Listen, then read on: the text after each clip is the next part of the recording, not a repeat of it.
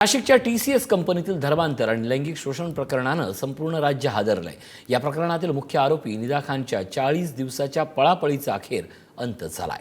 नाशिक आणि छत्रपती संभाजीनगर पोलिसांनी राबवलेल्या एका अत्यंत गुप्त मोहिमेत निदा खानला बेड्या ठोकण्यात आल्यात। मात्र आता या प्रकरणात MIM पक्षाचं कनेक्शन समोर आल्यानं खळबळ उडाली आहे। बघूयात याबाबतचा स्पेशल रिपोर्ट।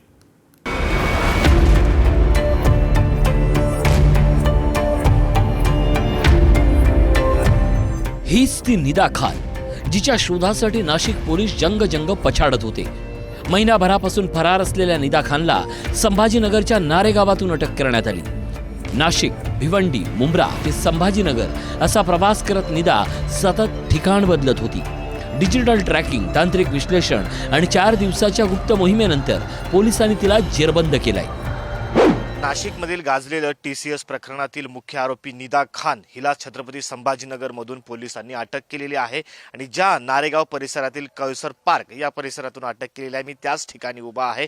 माझ्या पाठीमागे तुम्ही हा जो घर पाहता आहेत, याच घरामध्ये ती निदा खान तिच्या परिवारासह राहत होती। इथूनच तिला रात्री पोलिसांनी अटक केलेली आहे। स्थानिकांच्या माहितीनुसार गेल्या 5 ते 6 दिवसापासून निदा याच घरात राहत होती।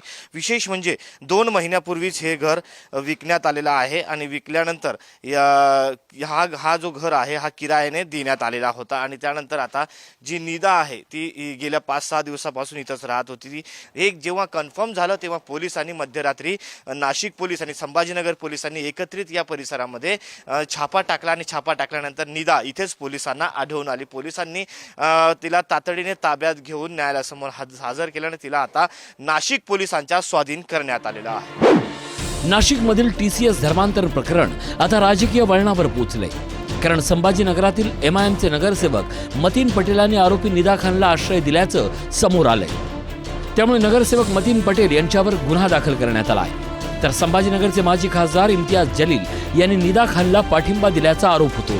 परिणामी नाशिक पोलीस यांनी जलील यांचं घर गाठत त्यांची चौकशी केली। तिला पकडले गेलेले आहे, तिच्याकडून अनेक माहिती समोर तर येणारच आहे, परंतु तुमच्या माध्यमातून सुद्धा मी मुख्यमंत्री साहेबाला सुद्धा भेटणार पण आहे।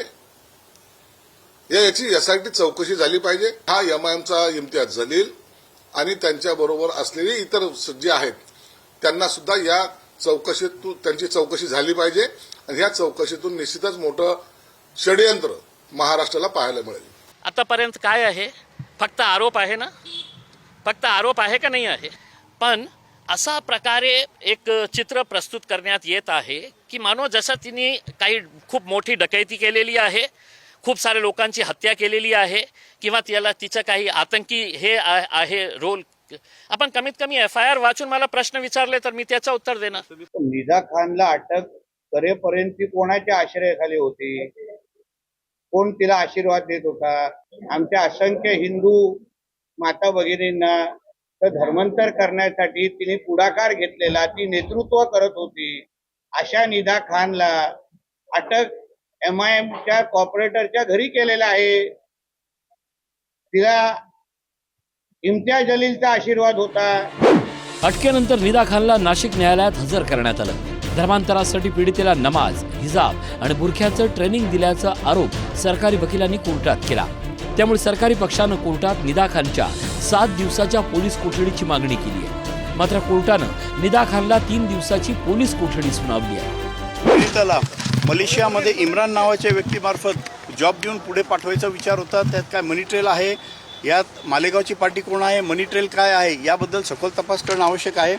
तसंच तपासात एक माजिद पटेल हे नाव नव्याने निष्पन्न झालेलं आहे। माजिद पटेल नाव आलेलं आहे, त्यांना आरोपीपणात सामील करून कलम 238 वाढ करण्यात आलेली आहे।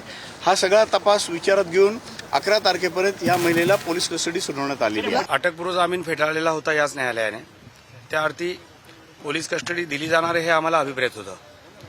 मुद्दा हा होता की किती, तर मी युक्तिवादामध्येच सांगितलं की सोमवारपर्यंत द्यायला हरकत नाहीये। सगळे एकंदरीत मुद्दे बघता न्यायालयाने ते सोमवारपर्यंत पोलीस कस्टडी दिलेली आहे। पण मोबाईल हा जप्त झालेला आहे। आता फक्त काय तर तोंडी विचारपूस करण्यासाठी एका गरोदर लेडीला किती पोलीस कस्टडी द्यावी याचा आपण विचार करा। आता पोलीस कोठडीत निदा खानची सखोल चौकशी होणार आहे। मोबाईल डेटा, डिजिटल पुरावे आणि कथित धर्मांतर रॅकेटचं कनेक्शन तपासलं जाणार आहे। या चौकशीतून आणखीन मोठी माहिती समोर येण्याची शक्यता व्यक्त केली जाते आहे। छत्रपती संभाजीनगरहून सचिन जिरेसह पंकज दळवी, पुढारी न्यूज, नाशिक।